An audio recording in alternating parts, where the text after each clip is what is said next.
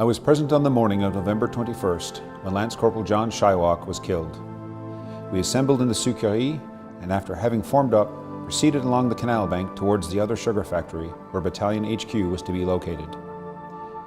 The enemy were at the time shelling the bank and one shell burst right in the middle of our column and killed 7, amongst whom was Lance Corporal Shylock, and wounded about 10 others. Shylock was buried that afternoon in the village of Malnier and close to the spot where he fell. His loss was keenly felt by the whole regiment, as he was a great favorite with all ranks, an excellent scout and observer, and a thoroughly good, reliable fellow in every way. Shylock will long be remembered by all who knew him.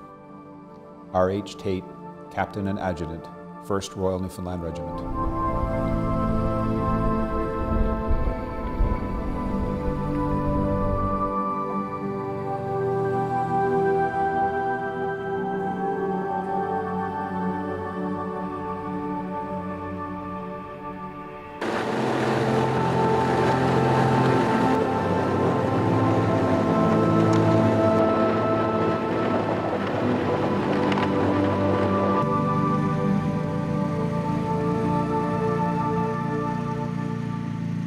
He is somewhat of a hero to the community, and in the sense that I think people feel that his role in the war really represented the community and our piece of helping to fight for our freedom.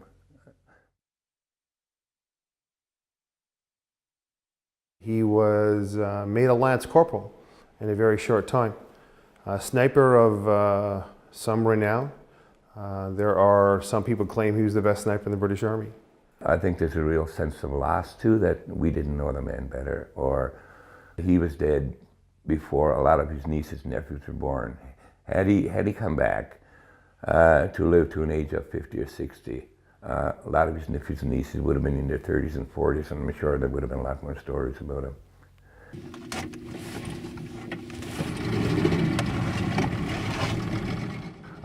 John Shylock, or Uncle John as I like to call him, he lived with his family out in the bays around the community, as most other people did. It was mainly a trapper, fisherman sort of lifestyle. They trapped during the trapping season, then came back to fishing during the summer season. And you must say that during the whole year it was a seal fishery which they looked to for survival and food supply. I think you leave in October, go to your trap line.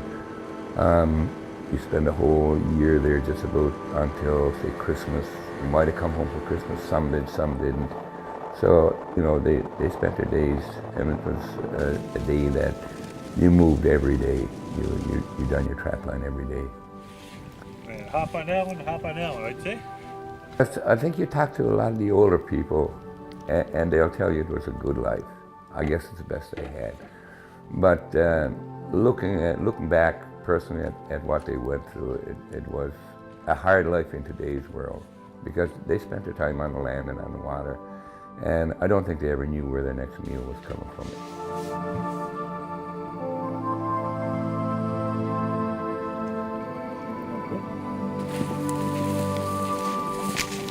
Ammunition was fairly scarce, and they didn't make a lot of money, so what ammunition you did have, you made every shot count. Where you got into, like where you see the cracks are? Mm-hmm. Yeah, there he is now.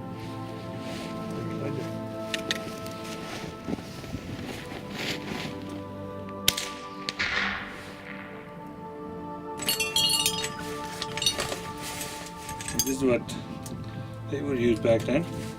These are all cat traps. They used to use them for cats. I would suspect that he heard about the war. I guess trapping and fishing wasn't probably what he wanted to do. He wanted to move on and try a new experience. He probably walked from here to somewhere in southern Labrador, where he's able to take a boat and get on a boat and go to St. John's to enlist. And in the summer of 1915, he joined the Royal Newfoundland Regiment. So he would routinely take the coastal boats to St. John's and purchase clothes. And he was known to, on the boats coming home, to wear 1 or 2 outfits a day, impeccably dressed. A likable man. People of all different walks of life became friends with him, from the doctors to the missionaries to authors. My dear Louisa, I have only time to write you a postcard today. I am in the best of health. Hope you are the same and not too lonely. I wonder if you think of me any time during all this lonely time since I left you last summer. Write and let me know if you are still true.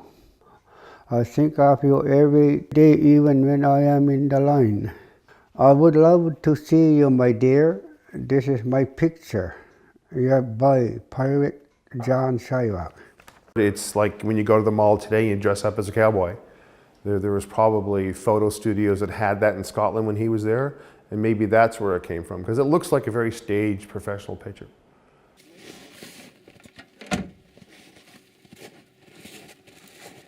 I'm not sure how he started out, but he eventually became a sniper, and I guess in comparison to his former life, I believe a sniper does work quite a bit alone, and I think his former life trained him well to do that. A sniper's job, you go forward, occupy position, usually in pairs or two groups of two with overwatch. So one is watching the other one.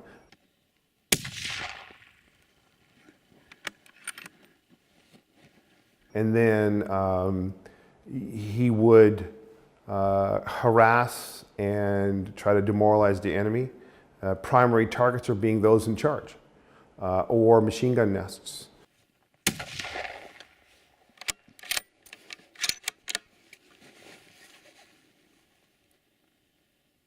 He commented, or it's been attributed to him as commenting, that it was a lot like being a hunter shooting seals. Patience, patience, patience, and when the seal popped the head up to the ice, he would harvest the seal.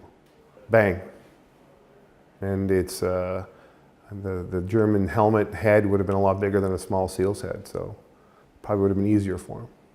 We had an Eskimo who was a very quiet chap, name of Johnny Shylock, a sniper.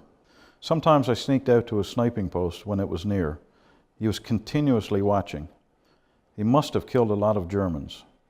He told me 'twas like swatching seals, he said. I talked to him of duck shooting, deer hunting, and his eyes would light up. He often sighed and said, "Will it ever be over till I get home again?" Private Howard Morey, Royal Newfoundland Regiment. There's a lot of inquiries come from right across Canada of people wanting to know who John Shylock was and what his legacy was. So, you know, it's